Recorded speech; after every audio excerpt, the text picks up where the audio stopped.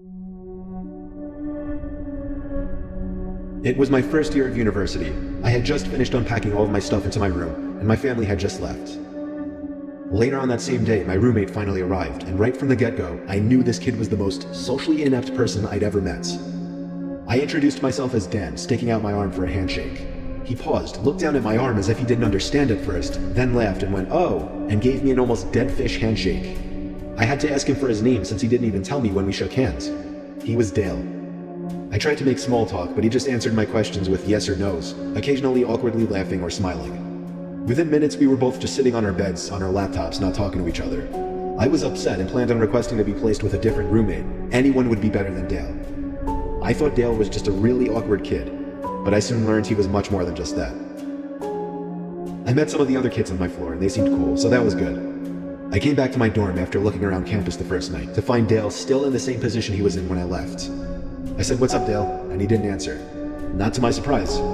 It was 9:30, I didn't have anything to do, so I turned out the lamp on my side of the room and went to bed. I didn't actually fall asleep anytime soon, though. Dale was on his laptop until 3 in the morning. When he finally closed his laptop, I fell asleep pretty quickly, but I woke up within the hour. The blinds to our room had been opened, and the moonlight now creeping into the room made everything visible, including Dale sitting on the side of his bed, looking at me. I sat up, rubbed my eyes, and said, "Dale, what the hell are you doing?" He whispered back, "Sorry," and laid down. The next morning, I woke up to find Dale had already gotten up. I felt like it was the first time he left the room. It was a Saturday, the first Saturday of the year, meaning orientation and all the campus festivities. During the orientation, as my group was walking by the school gardens, I heard a couple of students ahead of me saying, "What is that kid doing in there?" I saw who they were talking about. It was Dale, literally sitting in the dirt behind a patch of bushes, rubbing the bark of a tree with his hand. The orientation leader didn't notice, otherwise I'm sure she would have said something. I just walked by not saying anything, eventually telling the two kids I overheard that he was my roommate as a way to start a conversation and maybe make some friends. They apologized for me. None of us really knew if it was appropriate to laugh or not, but we did. I made friends with those two kids, and we made plans to get together that night. I also learned when I got back to my dorm that the school found another roommate for me. Things seemed to be turning around quickly for the better. I left the room that night to go meet up with the two kids I met, and when I got back, Dale was sitting on the desk chair facing the door. I said, "Oh, hey, what's up?" He said nothing, very matter-of-factly. I sat down on my bed and opened my laptop, and realized I forgot to lock it. I also realized that all of my emails had been opened. Emails I was pretty sure I didn't even read, and a bunch of folders of mine had been opened. Dale must have snooped through my laptop. When I asked him if he did, he responded no very loudly, half a second after I even finished my question. I could read him like a book. This creepy kid was literally going through my computer when I was out. I knew he did it, but I didn't pursue it. I was ready to go to bed, so as I went into my bed to look for my pajamas, I felt like my clothing had all been moved around as well. I knew I'd be out of there forever by tomorrow, so I didn't say anything. I woke up in the middle of the night to the sound of a zipper. I sat up and saw Dale on the ground, going through my bag. I turned the lamp on, this time confronting him about it. He played dumb, saying, "I think you have my toothbrush by mistake." It was the closest thing to wits that he'd shown up until that point. Still, I knew he was lying, and I knew something was wrong with him, so I couldn't get physical with him. The next day, I met my new roommate in the same building, and everything went well. Sunday night, after having a decent conversation with my roommate, who was no social butterfly, but was miles better than Dale, we both turned off our lights and went to bed. For the third night in a row, I woke up at some off hour of the night to a strange noise. It was a weird clicking noise. It wasn't consistent, but I'd hear it at least twice every 30 seconds.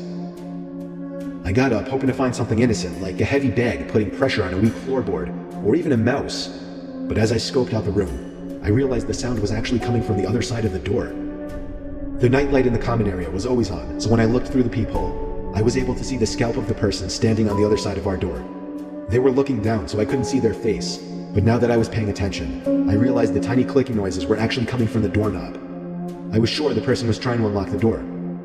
I dialed the number for the campus police department, and they showed up in under 5 minutes to the common room, and only then did I feel it was safe to open the door. I found the officers to have Dale in cuffs. I had a feeling it was him.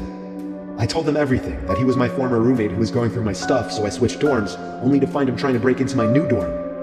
They took him away. I don't know what happened to him after that, but I never saw him again. He either got suspended for the semester or expelled. I got through the rest of my years at university like anybody else. However, the nightmarish experience I had with Dale still pops up in my head every now and then. I went to Binghamton University for 2 years. I quickly made a big group of friends there and we'd go out every weekend. One weekend on a Friday night in October, when my group didn't have any big plans together, me and 2 other close friends decided to hang out in the school nature preserve by the lake. There was this little clearing on the far side of the lake that was convenient for fires. Since it was so far from view of the school or campus security, kids would sometimes, but not often, come here to smoke pot, drink, and do basically all the other drugs. It was a relatively unknown spot on campus by most, and we liked that about it. Tonight we just brought a bunch of beers, lit a fire, and hung out, having what we referred to at the time as a bro chat. As the night progressed, time seemed to pass quicker as the alcohol began to take effect. Eventually it got to the point where we were all laughing so hard that one of my 2 friends was on the floor rolling in the leaves. That was when my other friend stopped laughing and went. We all perked up and listened, and heard the crunching of leaves and branches in the distance. We threw our bottles in the lake since we were all under 21, and it wasn't unheard of for campus police to come through the woods on weekends to catch kids doing drugs. We tucked the rest of the beers into a backpack. I was moderately drunk, so my paranoia was higher than usual. That was probably the case for all of us. The fire exposed us to anyone passing through the woods, but the thing is, this spot was so unknown and far from campus that it was rare to find anybody else that deep into the woods. It sounded like just one person in the distance. The sound of a tree branch snapping not too far away freaked all of us out. None of us were really the confrontational ones from our group, so we were lacking that one person who would have the confidence to stand up and yell out to whoever was out there. Instead, we all just sat in silence, shushing each other. We heard what seemed to be somebody or something circling us, or at least walking around in a C shape around our little campsite. It literally started to feel like we were in the movie The Blair Witch Project, because these sounds in the near distance, like cracking tree branches and leaves crunching on the ground, kept echoing over to our campsite. We laughed about it at first, but I personally soon became terrified of who or what it could be. Out of the blue, a huge thud made all 3 of us jump. At first I didn't understand, even though I saw what caused the sound. It took me a few seconds to digest the fact that a branch had been thrown into the center of our little fire site. One of my 2 friends took off running, while my other friend and I sat behind, looking at each other, half laughing, half concerned. I feel like we didn't know yet if this was some kind of joke or not. Then, my friend let out a scream of pain as he was struck in the face by another tree branch. I grabbed the backpack, helped my friend up off the floor, and we hauled ass back in the direction of our dorm. When we made it to the road separating the nature preserve from our dorm, we stopped to catch our breath. But whoever was out there proved to be following us when we heard footsteps coming closer to the road. We continued to run back to the dorm, and when we got back to our floor, we found our other friend in his room already. We looked out of his room window down to the woods. There was someone pacing back and forth by the woods, and every time a car passed, they would walk back into the woods. Eventually, whoever it was went back into the woods for good, to never be seen again by us. We continued our drinking session in the dorm room, and within 10 minutes, we were all laughing about it. It wasn't until the next morning that we all realized how terrifying that experience actually was. We never really went back into the woods past dark after that. This takes place during the first week of school, my freshman year at the University of Iowa. I was just starting to get comfortable with my roommate. He was dedicated to the idea of rushing a fraternity, and rush week was starting the next week, but the parties were starting Thursday of the first week. My roommate didn't want to go alone because it would be harder to meet people that way, so he wanted me to go. I happily agreed to go with him. Even though I had no interest in rushing a fraternity, I still had intentions to go to parties. After all, I was attending a party school. My roommate wanted to go to one frat party on Thursday, and then parties at different frat houses on Friday and Saturday. On this Thursday night, we were headed to perhaps one of the lowest ranked frats. I'm pretty sure it was an underground one too. But his logic in attending was to have a backup frat in case the higher ones wouldn't give him a bid. The frat house was really far from campus, in a much more slummy downtown area. We pulled up to a corner house, and if it weren't for the blasting music and cars parked everywhere, we would never picture this house as a frat house. It literally looked like they settled with the first house they found. We knocked on the door to immediately be greeted by some short, chubby guy in a white t-shirt holding a Solo cup. His shirt had sweat stains by his armpits and mid-belly area. He told us to come right in. The party itself was in a horribly dimly lit room, with probably 50 guys bunched up into the living room. It was hot as hell in there to make it even worse. I think I saw maybe 2 girls at the entire party, neither of them even close to attractive. I gave the party a good 20 minutes, talking with one overweight foreigner after another, all giving off antisocial vibes. Eventually I waved for my roommate to get ready to leave, but a huge group of guys by the door made us decide to wait a little longer to avoid the awkwardness of leaving early. I continued to drink the cheap beers they were serving. I think I downed 5 cups before I could even feel a buzz. A heavy guy approached me with a tiny bottle in his hand and handed it to me, smirking and saying, "That'll get you shit-faced." I fake laughed and thanked him. expecting him to go away, but he just watched me as if he were waiting for me to drink it. So I did. It was maybe 2 shots worth of some kind of hard liquor. The guy then started making conversation with me, and every time I hinted that I was trying to get away, he would try to pull me further into this otherwise one-sided conversation. Things started to get really blurry pretty soon. I remember feeling dizzy all of a sudden, and the room seemed to be getting darker. That was the last thing I remember before waking up in a dark room, laying in a bed. I could hear the sound of music muffled behind closed doors, so I knew I was still in the frat house. It was a very dark room, however I could still make out certain furniture in the room, and a small closet door, not much else though. But even over the blaring music, I heard the sound of a plastic bag being crunched from the closet, as if somebody had stepped on it by mistake.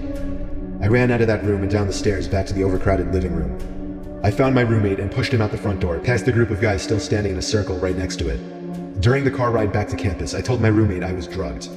He almost called the cops, but I said it would be foolish and pointless.